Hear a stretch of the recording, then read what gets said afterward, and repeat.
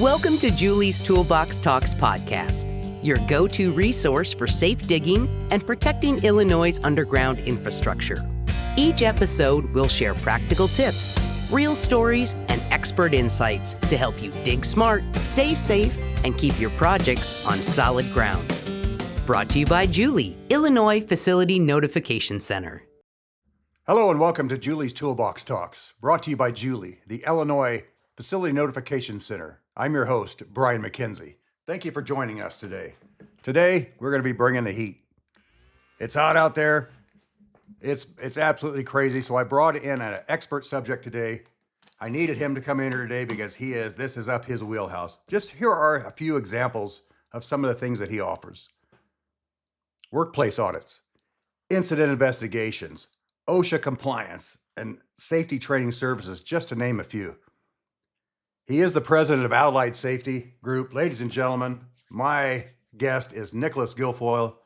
Thank you for being here today, Nick. Hey, appreciate it, Brian. Thanks for having me. Absolutely. Today, again, we're going to be talking about heat, ladies and gentlemen. I am completely guilty of this. I'm one of those that, I can make it a little bit longer outside. Just, give me another ice cold Pepsi. I'm completely out of my wheelhouse here. That's why I brought Nick. Thank you for being here today again. So let's just talk about it. I mean, what exactly is heat stress? Heat stress is essentially when your body's ability to maintain a stable internal temperature, it's overwhelmed. It can be overwhelmed by environmental heat, any metabolic heat, basically from physical activity, things that you're doing, clothing, personal protective equipment, anything that traps heat. It's your body's inability to maintain a proper temperature. Happens indoors, outdoors. It can really happen anywhere. We often see it mostly at construction sites, and a lot of times we think, well, it's just relegated to those workers that are outside, right? But I think we tend to forget that folks working indoors in industrial facilities, manufacturing facilities, limited airflow, they don't have to be in direct sunlight to still have some effects of heat stress. Okay, your body cools itself through a heat exchange with the environment. That's sweating, right? Sweating is a good thing. It helps us cool our body down. But when you have days like today out here locally where we're at in the Midwest, central Illinois, we have really high humidity right now. That hinders that process. So when you're sweating, high humidity environment doesn't allow for the evaporation of that sweat off your skin, doesn't allow for that heat transfer. So it's not just the temperature, it's also that humidity. So what are some of the common misconceptions about working in the heat? We hear them all. That's a really good question. And again, I actually take a step back, Brian. Like I said, I'm actually out on a project throughout the summer here. I'm out in the heat. We're out in the field with these workers. I don't just sit back here and talk about it. But it doesn't just affect those outdoor workers. Like I said, a lot of folks think that, well, if I'm not outside, I'm not going to have to worry too much about heat. Quite the contrary. Inside indoor work environments is especially dangerous where you're near machinery, ovens, steam that can raise those indoor temperatures, particularly if you have limited or no ventilation. Another misconception is drinking water is the only way to prevent heat stress. Hydration is essential, but we have to have some other strategies involved. We need to take rest breaks in cool areas, have shade available for us, utilize light, breathable apparel, okay? We want to avoid trapping that heat in around our body. You also want to make sure you're acclimatizing. What I mean by that is you want to limit, if you're new into a hot working environment, I'm going to say 80 degrees Fahrenheit or higher. You get to those areas where maybe I'm normally a desk jockey, where you see me here at my office and I'm not doing anything but sitting in this wonderful AC, right? It's great. Well, even though I do this for a living, I know that if I'm going to go out and I'm going to take on a project, that I'm going to need to take some time to acclimatize. I've lived in the desert. I've traveled around the globe. It doesn't matter how much I expose myself to it. I need to take the time before jumping right into it. Reduce the duration of exposure. Okay, if you're going to be out in the heat, take more frequent rest breaks as you go to acclimatize. Make sure you're limiting the duration of that strenuous work, right? If I'm digging ditches by hand, maybe I need to limit that to not 10 hours that first day I'm out in the field. Okay, so it's not just drinking water. That's not the only way to prevent heat stress.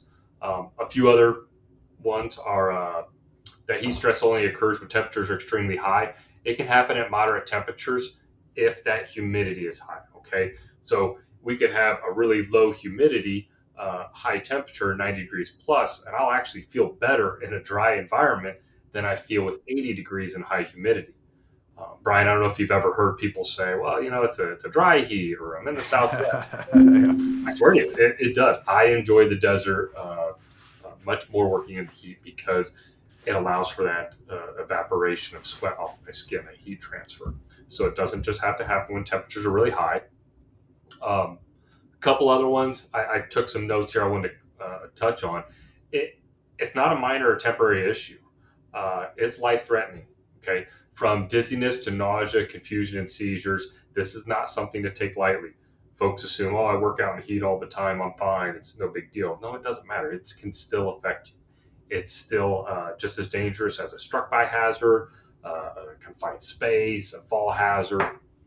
We need to treat it as such. And the last misconception I see too is it's, if you're a physically fit worker, you don't have to worry about heat stress. That's not the case. Now, I'm going to preface that by saying you want to be in some good physical condition. Okay.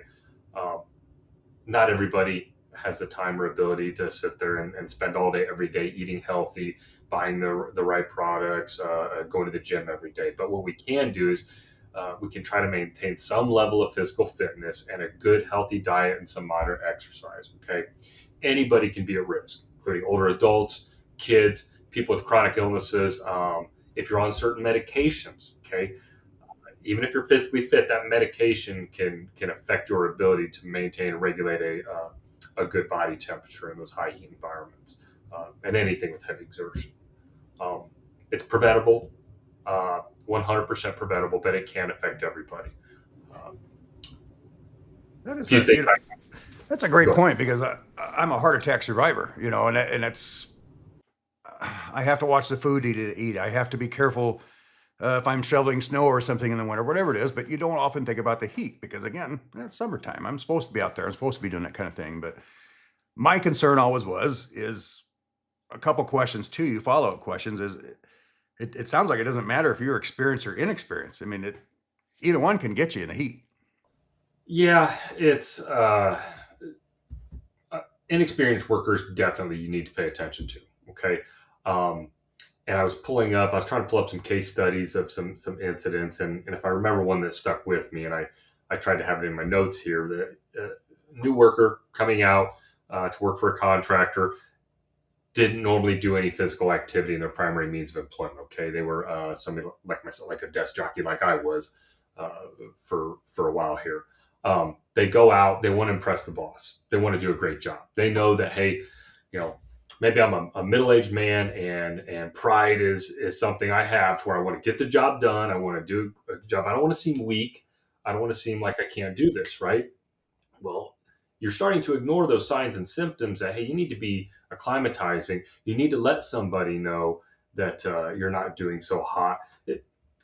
That's kind of a given with some of these newer workers. The challenge is having an experienced worker monitor that person. Okay, they're wanting to do an awesome job. I was that person where I'm just going to suck it up and I'm going to get it done. Downside is you may not succumb to heat exhaustion, heat stroke, heat illness that evening, but you're not setting yourself up very well for the next day. And there were cases where somebody would die the next day from that exposure. So yes, your new workers, you must monitor, must pay attention to. Designate somebody, competent person, a foreman, to require breaks for everybody. Now, conversely, on the other side of that, experienced workers can have a false sense of, yeah, I've been working in this, I'm fine, no big deal, I'm okay. They can still suffer from heat-related impairments before reaching heat exhaustion or stroke. Hand-eye coordination, balance, reaction time, cognitive function, muscular performance, all that's going to lead to potential slip, trip, fall issues. Okay, and if we're working in a highly dangerous work environment, say we're near energized electrical conductors, we may have, we've got our PPE and stuff on, but did we miss a step in our PPE? Did we miss a step in a lockout tagout process? Because, hey, I've been doing this for 30 years. I've got it all figured out, right? It goes back to that pride thing, a little bit of arrogance. Guess what? You might miss a step. So heat doesn't discriminate is what I would take away. I love that you brought that up because that is, oh my goodness, the number of times that I hear that. I've been doing it 30 years. I'm only going out there for a minute. I'm only digging this deep. I'm only doing this. And this is where the problems come in. And it is the mindset. When you are on a crew, it's one thing to have somebody monitoring you, seeing the stages, seeing that, you're going down or whatever it is. But now let's talk about the guy who's in the field by himself, the locator. That was me. All 13 years of my, there wasn't anybody say, Brian, you need to go relax. Brian, you need to take a break. No, that's the pride thing again. I'm going to get this locate finished because I got to get on to the next one. Whatever it is, I push myself. And I love how you bring up the fact that it messes with people's minds. Because again, guys, if you're a locator out there and you're by yourself and you want to get that locate done, you're not going to pay as extra attention to that one. So are there any other types of drinks or anything that can help with this other than just water? I usually tell people try to cycle in some of diluted juice. You don't want to do a bunch of juice, a bunch of sugar and stuff in it. A diluted natural fruit juice, something with electrolytes in it. And to step back on your point on the lone worker, that's extremely important. Yeah. To at least be contacting a foreman, a leader. If you're that foreman manager, contact your people on a regular basis. It's a reminder. If somebody gets upset that I'm telling them they need to make sure you're drinking water, hydrating, fine. I can sleep at night if you're upset with that, but I know that you're going to be getting home safe. But yes, there are different drinks and stuff that I would recommend. Avoid your energy drinks. Avoid these things we call diuretics. They're going to increase your urine output. They're going to accelerate fluid loss, particularly potassium and sodium. Those are essential minerals, electrolytes necessary for a healthy body function. I know it may seem like you're getting hydrated. You pound that Monster, and I even see a couple kids, I think yesterday morning, that had 2 Monsters with them, and I'm thinking, oh my gosh, guys, come on now, let's do something a little better. Now I can't say much because I sit there and drink coffee and I like tea. I don't drink really soda anymore. It's a personal choice. But what I do recommend is water, electrolytes, but hydrate the day before. Don't hydrate that morning. Hydration is not going to help you when it's 90 degrees out, 7 a.m. you get to work and you start pounding some water. That's not going to be as effective for you. Do it the night before. Okay. That's great. Great things you bring up. I mean, like you said, I am so guilty of that. And as I sit here and I got a Pepsi right in front of me, I don't want to show you. I'm that embarrassed that, it's right there, but I do have water next to me. So, I just want people to understand it is extremely important. Again, I never set out to have a heart attack that day. I never set out. So please make sure you're taking care of yourself before your health forces your hand to do that. So, and you can do this by the simple steps that Nick has brought in today. Hydrating before you guys go out. This isn't going to go anyway. We just started. It's just a lie. I mean, we're just getting into it. I guess I did forget to put in, and you can reference this if you send it out. So NIOSH has, I want to see if you can actually see it here. Oh yeah, that heat thing. Yeah, I didn't think to put that out there. This is what it looks like on the dashboard. And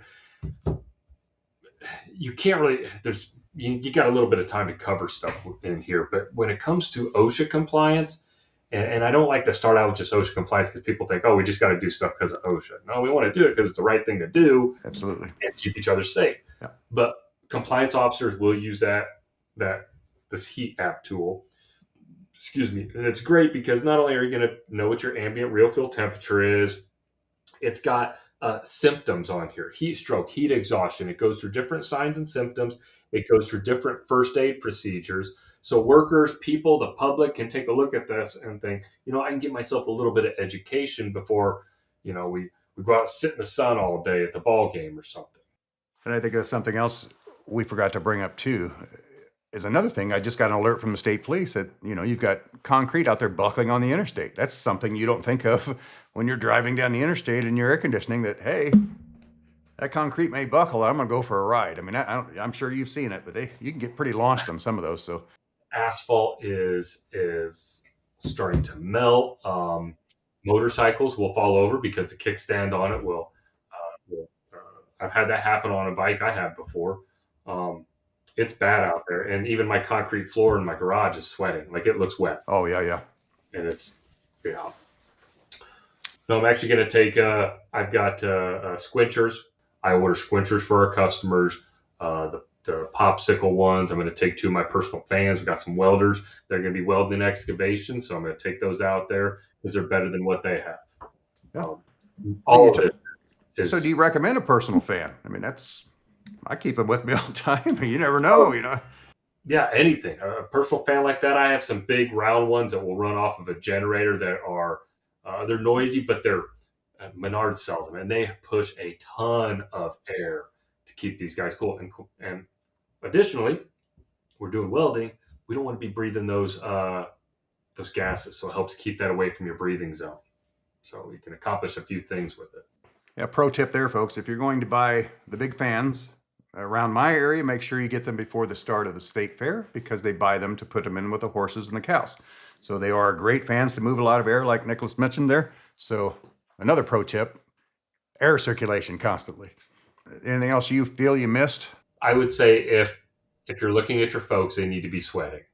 And with a combination of different medications, you can have different colored urine, you can have different frequency of urination, but you want to make sure you're urinating. A rule of thumb I like to have is, my early 40s, if I feel like I have to go to the bathroom, have to urinate, then I know I'm at least getting some fluids in there. I typically try to make sure I've got a relatively clear color to it. Again, there's many factors involved in that, but what you must take action on is if that worker around you is not sweating anymore. Okay, if they stop sweating, that's immediate 911. I don't care who you are. You need to be getting that person to shade, get them cooled down because their body is already exhausted. Its primary means of cooling itself off, right? By sweating. If we stop sweating, you're on a downhill slope very fast. That's a great pro tip number 3. I think we'll call that one. If you're not sweating, get to 911, get to shade, get some medical attention quickly because you're past the point, right? And here's the thing: the call's free. It doesn't cost a dime to call 911, and you can get professionals on the horn that can help walk you through if you're forgetting some first aid measures. Um, and you at least have that call out there. It's free. I tell folks we teach first aid, CPR, AED training. You got the power right here on your phone to be able to save a life. It's amazing you say it. Call 811, call 911. They're free calls, they're free services. They're there for a reason, ladies and gentlemen, if you need them. I mean, can't stress that one enough.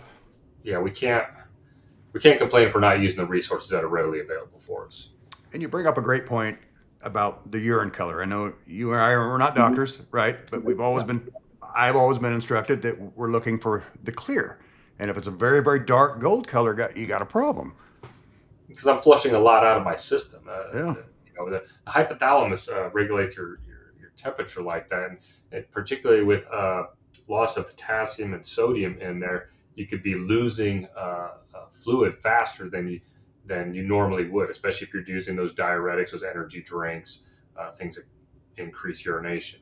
I will say though, if I take like a multivitamin or something, it's going to change the color because you're only going to be able to absorb so much, and then your body's going to excrete out the rest. So it's on an individual basis, analyze what you've got and look at those side effects of any medication you're on, and don't just crumple it up, throw it away. Pay attention to it. Absolutely. It's, again, heart attack. I've got to pay close attention to that kind of stuff too. And it's another thing that people may not forget. And hopefully this will check a box that somebody goes home and, oh, I'm not supposed to be out in the heat, or I'm not supposed to be doing this or that and the other. And again, we want to make sure that you guys, everybody out there is making the good calls, the good judgment calls, because again, as Nick had mentioned, that this really does affect your ability to make informed decisions, wouldn't you say? I mean, that's... Yeah, your cognitive ability, your attention, your alertness can severely be degraded, and in turn, you could be making mistakes. It could cost you your life or the lives of others around you too. So, I'd like to ask you one more question. I love to end my podcast this way because it's a kind of a feel-good story. But have you ever been able to help somebody in that situation? Has there been a life-threatening situation that you were able to stop, to help, to avoid somebody? Let us know. I've had I wouldn't say life-saving, but a real shocker to me about the exposure of heat when I was in the Marine Corps. I was training out in California. getting ready to deploy, I think either back to Iraq or Afghanistan. And we were in the Mojave Desert doing a training exercise. And we actually had a Marine succumb to heat exposure, fatal, because we just were not pushing hydration. We talked about it, but a lot of us had exhausted our water, and we were only carrying so much because he had all this other gear. From that point on, it really hit me hard how important hydration is. And to answer your question, I do get folks that come up and say, hey, since I started hydrating the night before, and you're drinking alcohol or whatever other stuff on an evening, it's summertime, it's beautiful out, they're having some water the night before, staying hydrated, they're telling me, listen, I feel better in the morning. I'm actually getting better sleep. I'm waking up better.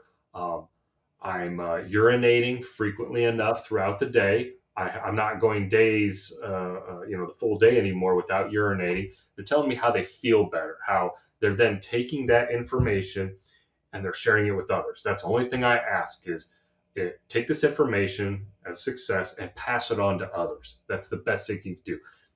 As an employer, you got to require people to take breaks, but as individuals, Brian, you tell me something's been effective for you.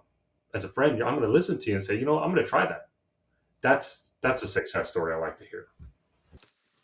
And I think you're right. And it goes back to pride in your work, right? I mean, you've seen it. You've unfortunately had to witness a fatality because of that. So you're very strong in safety. And I am very passionate about what I do too. And then when we start throwing in heart attacks too, because again, that happened to me. So if we're able to help somebody out there, some listener today, that you're able to pick up just one thing, we have succeeded today. So with that, I thank you so much for being here, Nicholas. I've worked with this guy, guys, for over a decade now on numerous trainings. He's got a plethora of things available for you. Please reach out to him. Again, I want to thank you for being here today on the Julie Podcast show today. Thank you for being here. Have a great day.